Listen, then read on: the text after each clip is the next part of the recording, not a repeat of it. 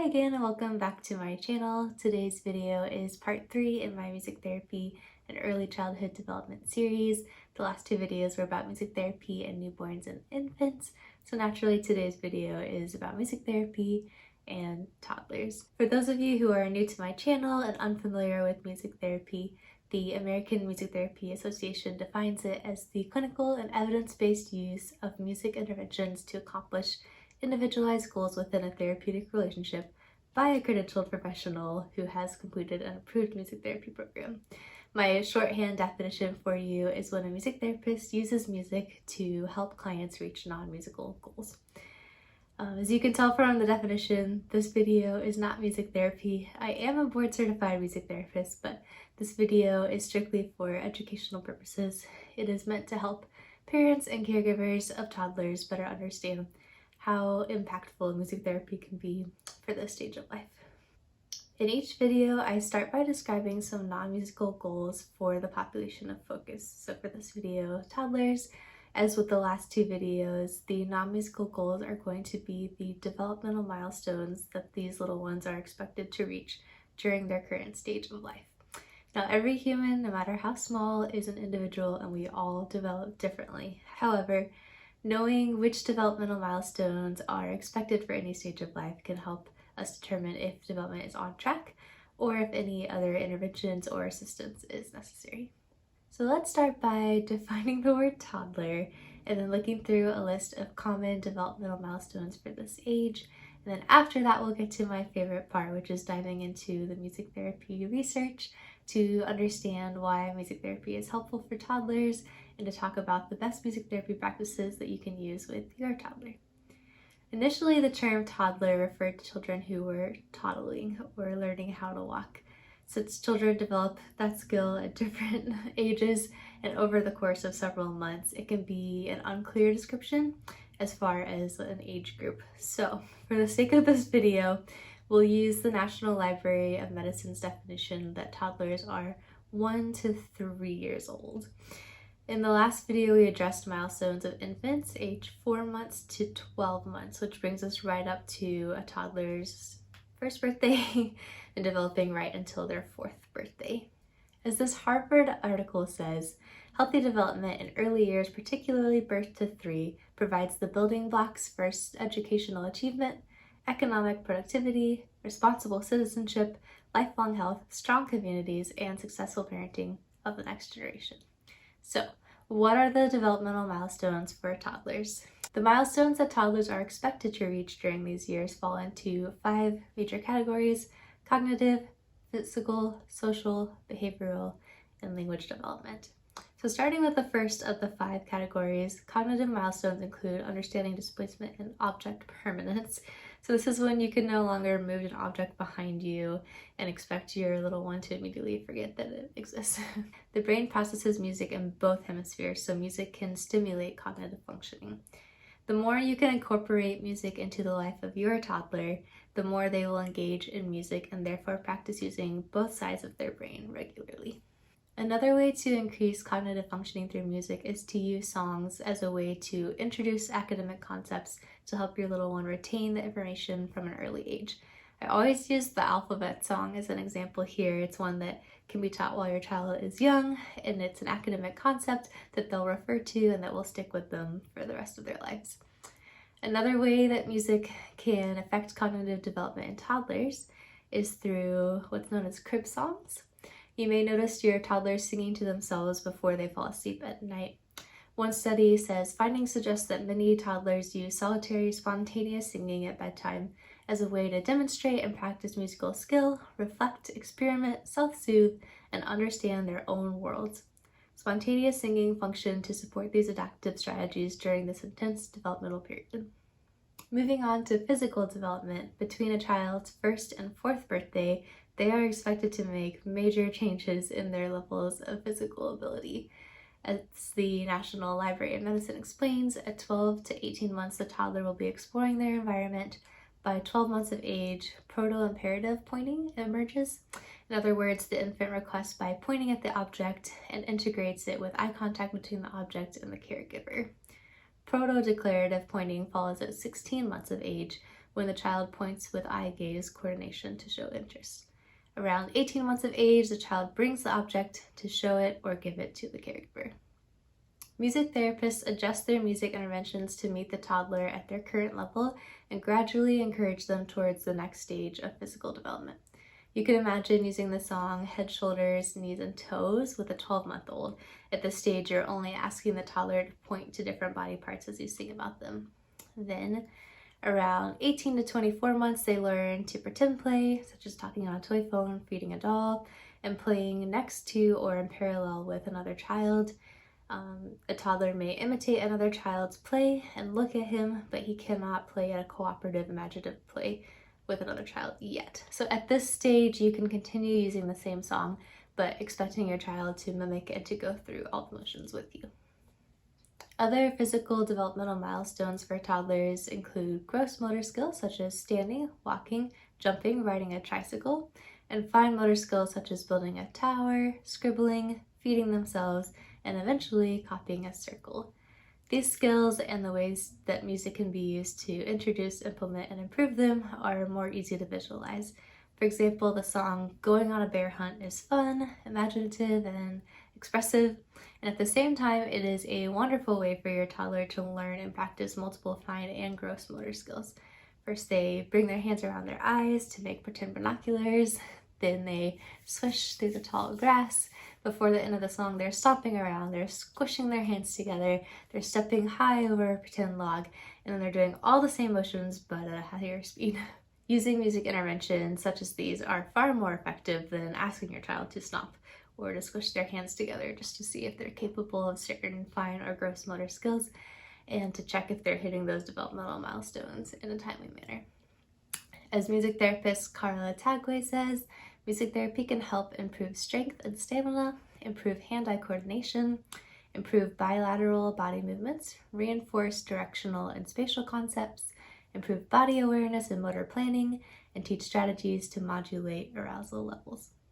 Social skills that are developed during toddler years include indicating needs and looking for help when needed, listening to stories accompanied with pictures, the ability to talk about recent experiences, and engaging in pretend play or simple games. Gillette Children's Hospital found that when done in a group setting, music therapy, fosters socialization. Whether it's singing, listening, dancing, playing instruments, and or writing songs, the board-certified music therapists encourage every patient to get involved. A mom of a 1-year-old with Down syndrome at a different hospital says, "I contribute music therapy to have impacted my son's growth cognitively, speech, and socially. Music therapy has given him other peers to watch and learn alongside who have become friends." Music therapy is also known to help the child manage pain and stressful situations, as well as to encourage socialization and self-expression. You can imagine using the song, If You're Happy and You Know It, to introduce different emotions to your toddler, as well as ways that that emotion can be expressed, clapping your hands, stomping your feet, yelling yippee. These examples are not just fun and engaging, but they also help toddlers learn to identify their own emotions, to express them in an appropriate manner, and then to recognize those emotions in others when they see them expressed. My last example of ways to use music to help toddlers develop social skills is through sharing instruments or taking turns. Music therapists will often facilitate group sessions for infants and toddlers so that these children can develop their social skills in a safe environment. Whether they're taking turns being selected to choose the next song or chosen to think of the next word, animal, body part for the music therapist to rhyme with in the next verse, or to share coveted musical instruments throughout the session. And these same strategies can be implemented by any caregiver with family members, siblings, friends at a play date, or even at the park. But on to behavioral development for toddlers. Behavioral development during the toddler stage includes a strong tendency towards independence, which is why these years are often referred to as the terrible 2s or 3s. More positively, you can think of ways to encourage your little one's independence. One quote here says, "Babies and young toddlers develop a sense that they are smart and competent when they can make an impact on their world. Think of a baby's huge toothless grin when she makes a rattle go chicka chicka, or a toddler's careful attention as he taps on the xylophone to hear it chime." Music therapists quickly learn the power of choice at this stage. Not only does choice encourage a toddler's growing sense of independence and autonomy, it often lowers the frequency of negative behaviors throughout a session if the toddler is allowed to control a portion of their day. For example, you can let them choose which fruit to have for snack, or in a music intervention, which fruit shaker they want to play with during the next song. If you are consistently noticing negative behaviors with your toddler at home, one gentle response can be to write a short song about how you want your child to respond to the stimulus that is repeatedly resulting in this behavior, and then singing that song when the toddler engages in the negative behavior, just as a reminder of how they could handle the situation instead. If you're interested in some examples, just comment below and I will make another video with a few examples of how that can work. Lastly, different types of music can be used to increase or decrease states of arousal, as we briefly mentioned in the last video. You can set the example for your toddler by playing or singing lullabies to prepare them for bedtimes and nap times, and using more playful songs to help them wake up and get ready to engage with others. After you set the example for long enough, your toddlers will learn that different types of music affect their moods differently and can incorporate those on their own. Finally, let's talk about language development for toddlers. Language development milestones include learning and regularly using 3 new words besides mama and dada we discussed for infants by about 16 months, responding to and then saying their own name, understanding simple commands, pointing, naming body parts and animals, combining words by age 2, and learning to say their age at 2 or 3. At age 3, language skills would also include asking who, what, where, and why questions and naming actions. There's a lot of research about music therapy and language development for toddlers, so buckle in, let's get started. One music therapy study involved a 3-year-old girl with apraxia, a speech disorder. After 24 sessions of music therapy that involved a mixture of behavioral, improvisational, and creative approaches, she was pronouncing a number of syllables, combination sounds, and words. For more details on those sessions and interventions, you can find the link below. As one other study says, and this is one that I quoted in my social media recently, language development is one of the most significant processes of early childhood development. Children with delayed speech development are more at risk for acquiring other cognitive, social, emotional, and school-related problems. Music therapy appears to facilitate speech development in children, even within a short period of time. This study worked with 18 children, toddler to school age, with developmental speech delays and found a positive development in the study group after receiving music therapy. The phonological capacity and the children's understanding of speech increased under treatment, as well as their cognitive structures, action patterns, and level of intelligence. Kara Jernigan further explains by matching the words to the beats of the music, children were able to progress in their speech development quicker than children who were not engaging with music therapy. Children's speech also develops at a faster rate when they are engaging with music because it is more fun for them. They are more likely to be engaged with music than they may be in a non-musical setting.